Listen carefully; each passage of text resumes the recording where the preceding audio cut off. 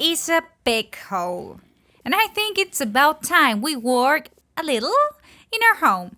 Because we made such a mess with the farms, the chests, the animals, special mobs, more special mobs, redstone, trees, and real stuff. I'm getting dizzy. Welcome to Survival Reorigin. Let's start from the beginning. Let's chop down these trees so we can get a better, wider view of the terrain. I feel sorry, but it's what we gotta do.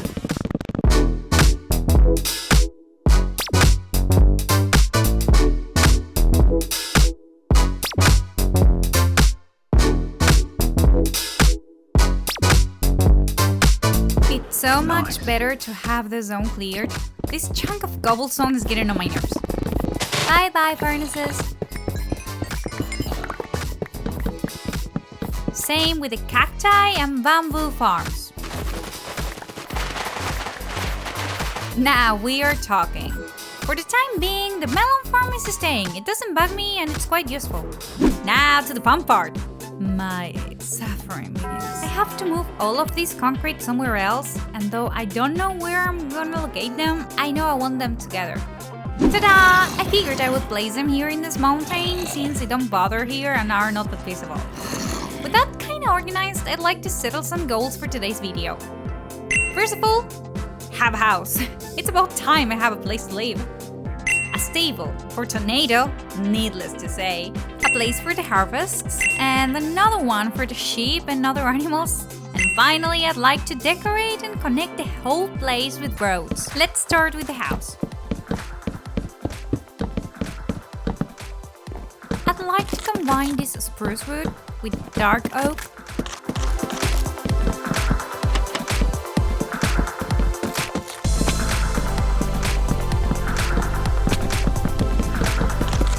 The calcite will add some contrast.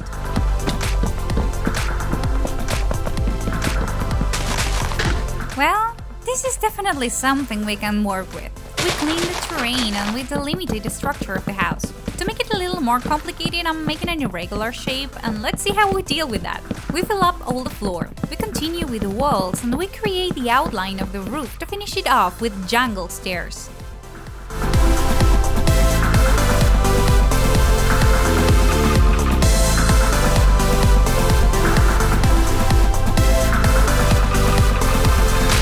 Roof finished, and it's already looking different, though it ended up with a weird shape, so I don't know. I was thinking of placing 2 watchtowers in the house, which will be made of stone on the base. Something like that. And will be combined with bricks.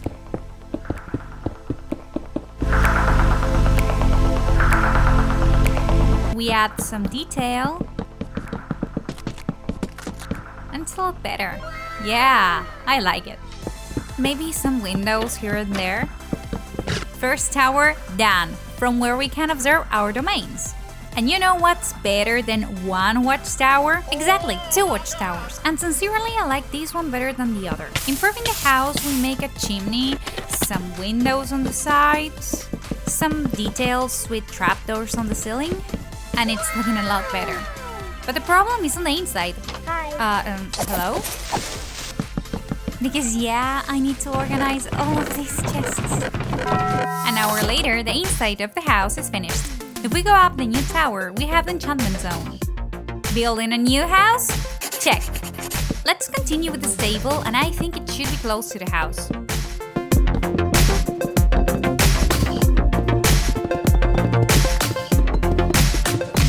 Stable finished. We add some decoration to the ground, a little hay, a drinking trough, and finally we place tornado. This armor is a lot better. I promise it's the same tornado. I just changed his armor, I swear. Wait, he's escaping. We place some slabs. The main part of the house was completed, but I realized how much empty space this project was going to leave. That's why I started building roads. And added some harvests of different fruits. And a flower field. While the crops were growing, I began with our next goal, a place for the animals. And it's mandatory with so many sheep. It's actually bothersome. There, more room.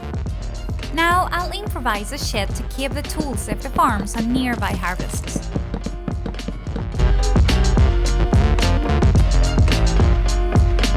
I like the style. Maybe if I make a cross-shaped one?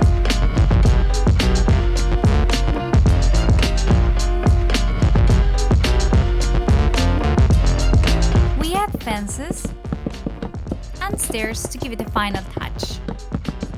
Finally, the interior. We'll change the floor for stone and polished andesite.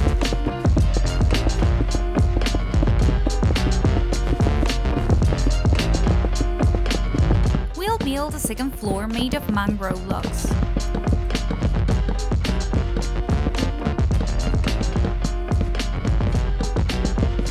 And regarding details, we'll place some tables with some storage. Some faucets. We place hay. More hay. And yes, you guessed it, more tables. Another goal achieved. And after making another crop, this time a potato one, I continued improving the roads. Since my goal with this map is to create an interconnected world where everything is in harmony and feels full of life. Obstacle? Didn't hit the record button. So you won't see the process, but I can show you the result. As you can see, the change is quite noticeable. Not only because I have zoom, but also because I have some packs that change the aspect of animals. Look at my realistic cow, so cute! We've also added stones around the roads, as well as vegetation near the crops. A cart, a scarecrow, a well, a lot of storage in every corner. A wolf with its food, cutie! A chart with a donkey, a big well, and my favorite zone, a pond to keep the frogs we had on the survival, and living fish! A wonderful place to do some fishing. As I was saying, I put lots of details in every road and the change is awesome. Let's go over everything we've done.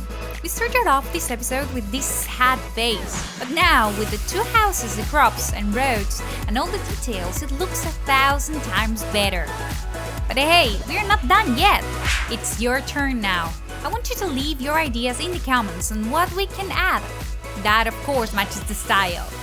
The best comments, I'll be adding them in the survival. Truth is, the zone is already pretty decorated, yet something's missing.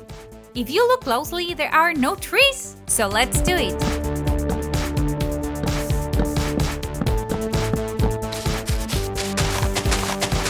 Taking in consideration I am no tree making expert, this one is quite nice. Now it looks like a fruit tree.